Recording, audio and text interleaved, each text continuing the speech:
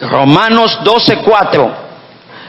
Porque de la manera que en un cuerpo tenemos muchos miembros, pero no todos los miembros tienen la misma función.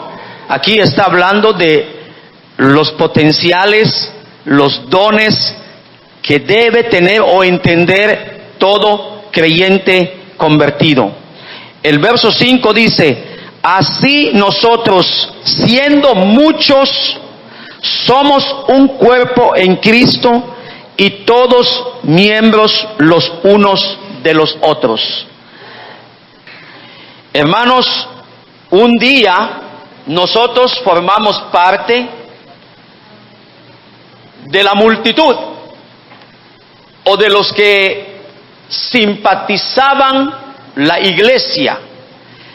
En Marcos 3:7 dice la Biblia: mas Jesús se retiró al mar con sus discípulos y les siguió gran multitud de Galilea y de Judea y de Jerusalén, de Idumea, del otro lado del Jordán y de los alrededores de Tiro y de Sidón, oyendo cuán grandes cosas hacía. Grandes multitudes vinieron a él. El Señor Jesús los seguía multitudes, y no todos entre la multitud se convirtieron. Hay gente que va a estar simpatizando la iglesia de Dios a nivel mundial, así como seguían al Señor Jesús en sus días de su carne. Así miles de personas llegan en campañas, aniversarios, llegan en conciertos cristianos, y ahí se agolpaba la gente, o ahí se junta mucha gente, pero no todos se convierten. De hecho, mucha gente siguió al Señor, pero ustedes saben que solamente 120 se quedaron en el aposento alto para servirle, para adorarle, porque no todos se convierten. Yo fui un día uno de los de la multitud, de los que simpatizaba a la iglesia. Pero yo no me quedé solamente simpatizante o como de entre la multitud, porque entre la multitud hay diversidad de gente. Algunos en aquel tiempo solo les gustaba oír y no hacer, solo les gustaba comer panes y peces y luego se esparcían de nuevo, y todo eso el Señor lo sabía. Los invitaba, les hablaba la palabra, y muchos no se convertían, muchos no recibían al Señor en su corazón. Pero yo quiero invitarte, hermano, hermana que estás aquí, si estás simpatizando la iglesia o formas parte entre la multitud, yo te invito a que seas un creyente convertido. Los de la multitud a veces ni creían lo que Jesús decía, o solamente lo creían pero de manera ficticia, no lo ponían en práctica. Amén. Pero la mayoría de los que estamos aquí, un día llegamos, escuchamos la palabra, tal vez unas 5 veces, 2 veces, 3 veces, hasta que Dios tocó tu corazón y tú dijiste: ya creo lo que dice la palabra de Dios, ya creo que es importante convertirse porque la palabra de Dios lo dice. La Biblia dice: arrepentíos y convertíos. Hechos 3:19. Arrepentíos y bautícese cada uno de vosotros en el nombre de Jesucristo para perdón de los pecados y recibiréis el don del Espíritu Santo. Y sabes, levantaste tu mano y dijiste: yo quiero ser bautizado, bautizada en el nombre del Señor Jesús, y llegaste a ser un creyente bautizado en el nombre del Señor Jesús. ¿Cuánto dan gloria a Dios? La Biblia dice, el que creyere y fuere bautizado. O sea, un creyente de verdad debe bautizarse. No debe quedarse nada más como uno más entre la multitud. ¿Se acuerdan de Zaqueo? Estaba entre la multitud y no podía ver a Jesús por causa de la multitud. Pero él quería conocer a Jesús. Incluso se subió hasta en un árbol sicómoro para ver a Jesús, porque iba a cruzar por allá. Y el Señor sabía eso. Y cuando llega allí, le habla a Zaqueo y le dice, Zaqueo, desciende, porque es importante que yo entre en tu casa.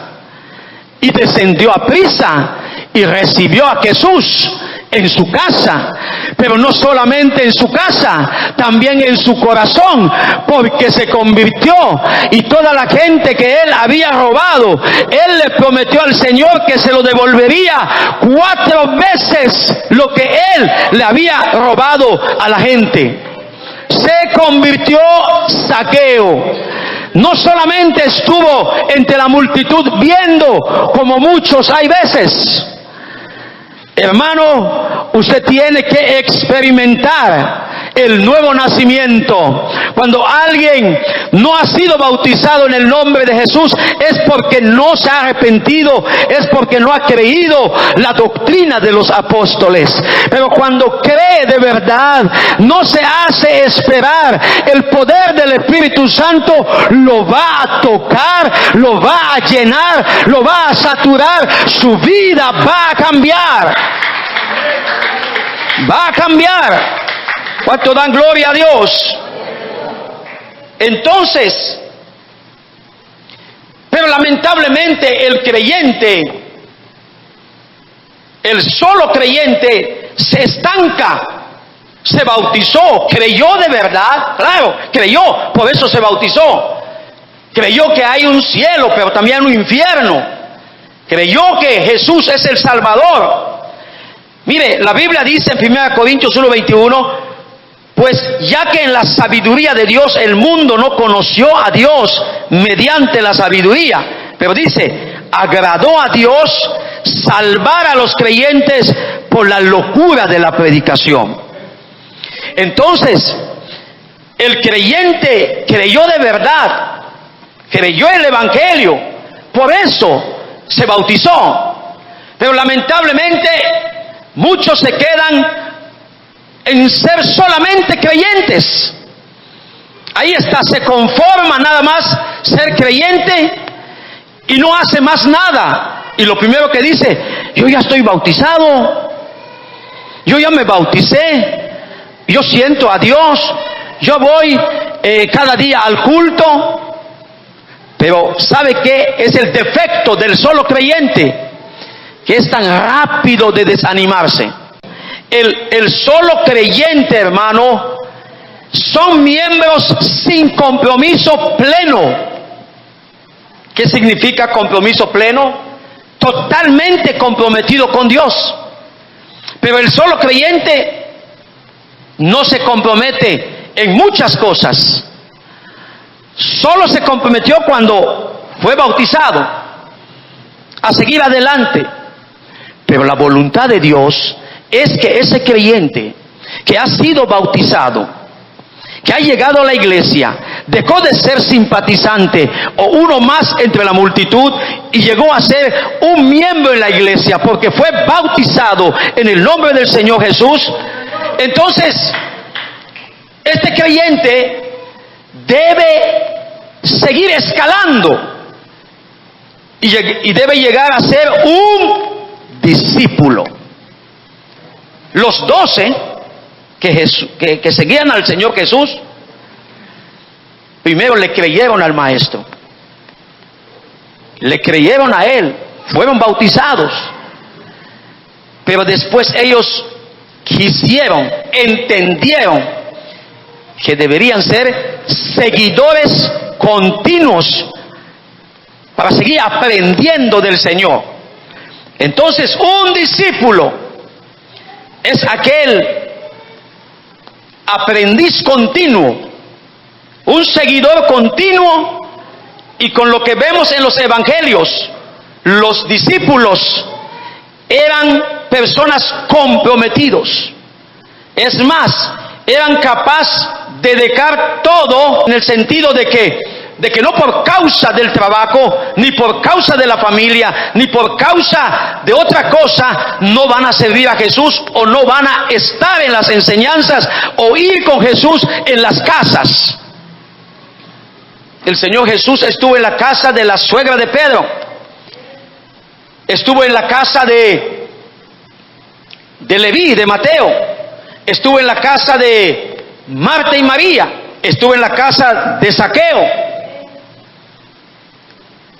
Y por eso los apóstoles decían, y todos los días en el templo y por las casas no cesaban de predicar y enseñar a Jesucristo. Un discípulo hace eso. Entonces muchos se han estancado como creyentes y no pasan al siguiente nivel. Un solo creyente. Solo viene los domingos y con mucho trabajo. Solo viene a un culto y nada más. Ahora, identifícate. Yo sé que muchos, la mayoría de nosotros hemos salido de entre la multitud. Ya no solamente somos simpatizantes, ya somos creyentes bautizados. Pero no te quedes allí. Tienes que comprometerte.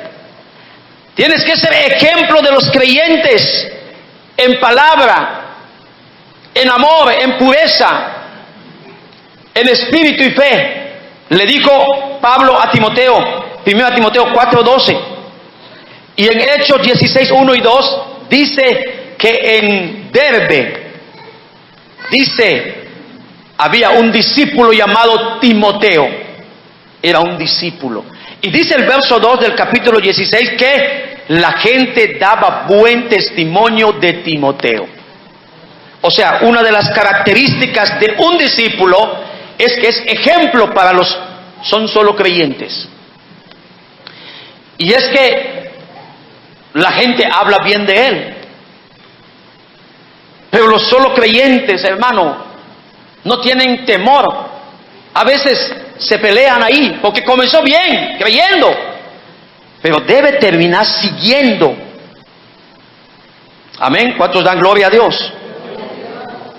Y dice la palabra de Dios en Marcos 3:9, dice, y dijo a sus discípulos que le tuviesen siempre lista la barca. Y le dijo a sus discípulos que le tuviesen siempre lista la barca. O sea que los discípulos son servidores. Los discípulos, hermanos, son miembros comprometidos, alertas, testifican, no se conforman. Ellos traen el avivamiento.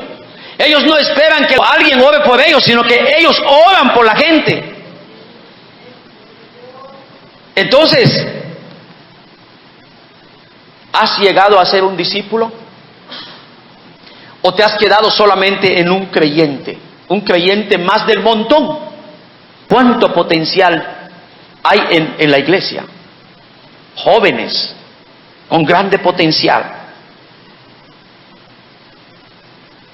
Y cuando, incluso hermano, aún siendo un discípulo, tenemos que cuidarnos, porque si no, nos va a pasar como a los que creen, se bautizan y no se comprometen, se conforman. También hay discípulos que comienzan siguiendo y siguen y quieren la enseñanza, pero ya después hay cosas que no entienden, viene la presión y también vuelven atrás. Si tú puedes leer Juan 6:66, te vas a dar cuenta de varios discípulos. Mire, hasta la Biblia dice que muchos, dice, desde entonces muchos de sus discípulos volvieron atrás y ya no andaban con él. Dice que muchos, porque no es fácil ser discípulo. Muchos en la iglesia aquí comenzaron siendo buenos discípulos, leales, fieles, servidores, ganadores de almas, colaboradores. Llegan puntual en cualquier culto, cualquier evento. Ahí están. Son los que danzan, los primeros en danzar. Dice la palabra de Dios ahí, Juan 6:66. Desde entonces muchos de sus discípulos volvieron atrás y ya no andaban con él. Pero dice el 67. Dijo entonces Jesús a los 12: ¿queréis acaso iros también vosotros? Le respondió Simón Pedro: Señor, ¿a quién iremos? Tú tienes palabras de vida eterna, y nosotros hemos creído y conocemos que tú eres el Cristo, el Hijo del Dios viviente. Jesús le respondió: no os he escogido yo a vosotros los 12, y uno de vosotros es diablo. Ya ve el peligro también de ser un discípulo. Si un discípulo puede volver atrás, un discípulo se puede convertir en un diablo, como Jesús dijo. Jesús lo está diciendo, escogió a 12 y uno de ustedes es diablo, o sea que se dejó utilizar. Pero él se quedó con el enemigo. Él se siguió portando como el enemigo hasta traicionar al maestro. Porque también Pedro fue un buen discípulo, hermano, y también le falló a Dios. Y es más, le falló más a Dios, a Jesús. Y Jesús un día le dijo: apártate de mí, Satanás. Le dijo a Pedro. Pero Pedro, hermano, era un fiel discípulo. Era un hombre que amaba a Dios. Era débil en aquel tiempo, pero Jesús conocía su corazón. Y Pedro también era un fiel discípulo, un discípulo fuerte, poderoso en espíritu, en alma. Aunque débil como un ser humano, no había descendido el Espíritu Santo sobre ellos. No había llegado Pentecostés, y cada rato tropezaba Pedro. Se entrometía en cualquier cosa. ¿Cuántas cosas hizo Pedro negativamente, hermano? Pero él amaba al Señor, y cuando el Señor dijo: no salgan de la ciudad de Jerusalén hasta que seáis investidos de poder de lo alto, Pedro obedeció, y en el día de Pentecostés el poder del Espíritu Santo lo inundó en el alma, lo llenó, lo saturó, y él predicó el primer mensaje de Pentecostés, el primer mensaje pentecostal, donde 3,000 almas se convirtieron. De esos discípulos el Señor quiere,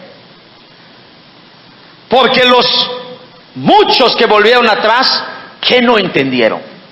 ¿Sabe qué no entendieron? Si tú leyeras desde el versículo 53 de ese capítulo 6 de Juan, te vas a dar cuenta que el Señor les había dicho: el que no come mi carne y bebe mi sangre no tiene vida eterna. No entendieron el sentido espiritual de esa palabra. No lo entendieron.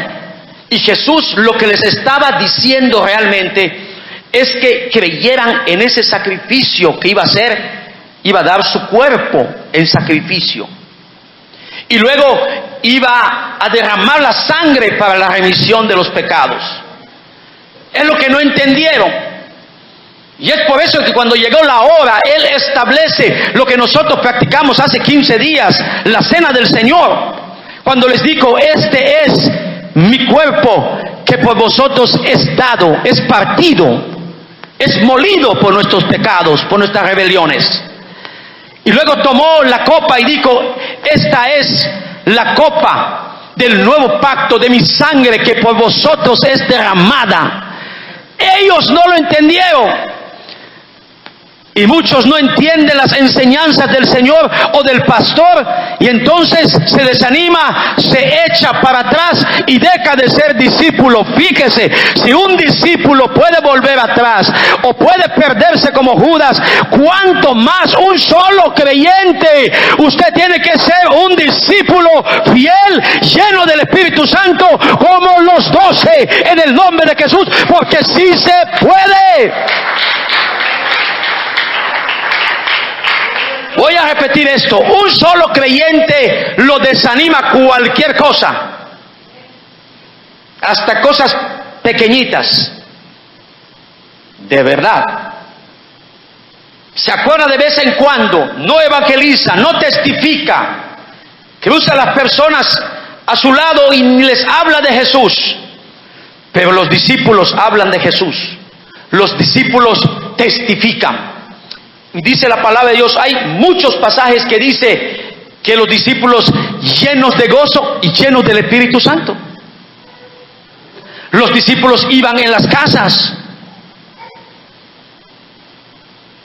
Pero usted ya no quiere ir a las casas ahora. Y las excusas sobran por eso. Si verdaderamente no puedes, Dios lo sabe. Y si tú puedes, esfuérzate. Porque es una herramienta para ganar almas. Incluso puedes abrir un grupo célula. No te quedes nada más sentado en la banca los domingos. Hay que hacer algo, mis hermanos. Y la verdad, muchos hermanos antiguos en la iglesia no quieren hacer nada. Ya no quieren, ya la pasión se acabó. Algo no les gustó, algo no les gusta, algo está pasando en sus vidas y ahí lo tienen encerrado. Eso es muy triste.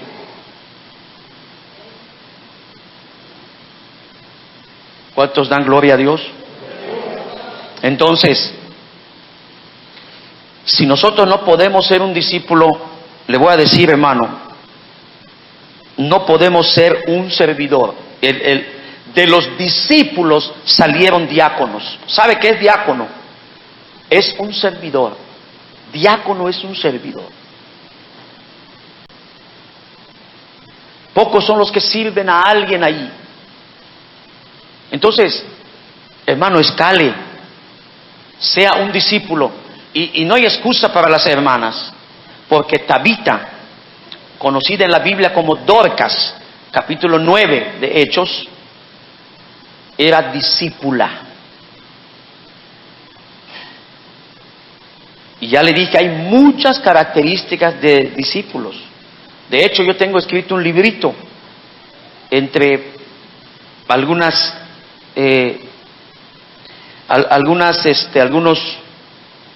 pensamientos que Dios pone en mi corazón, y otros tomo de comentaristas y formo el libro. Pero sí, la verdad, discípulos verdaderos quiere Dios. De allí surgen los diáconos. El capítulo 6 de Hechos, de 1 al 7, 6, 1 al 7, dice la Biblia que por causa de la multitud, entonces no había servidores. Los discípulos, los apóstoles eran los que estaban haciendo el trabajo. Y ellos mismos dijeron, no es justo delante de Dios que dejemos el ministerio de la palabra de Dios y la oración para servir en las mesas, porque diáconos son servidores. ¿Sabe por qué no hay diáconos? Porque no hay discípulos, porque de entre los discípulos salieron los diáconos. Si tú puedes leer Hechos 6, 1 al 7, cuando tengas tiempo, y te vas a dar cuenta que así fue. Entonces, diáconos son servidores. Y ahí salió Esteban, Felipe, Prócoro, Nicanor, Parmenas, ¿quién otro? Nicanor. Ahí salieron los 7 diáconos del libro de los Hechos para servir a la gente de entre los discípulos. Hermano, ahí está. Y luego la finalidad es ser ministros. Un ministro. Mire, lee 2 Corintios 3:6. 2 Corintios 3:6 dice, el cual asimismo nos hizo ministros competentes de un nuevo pacto.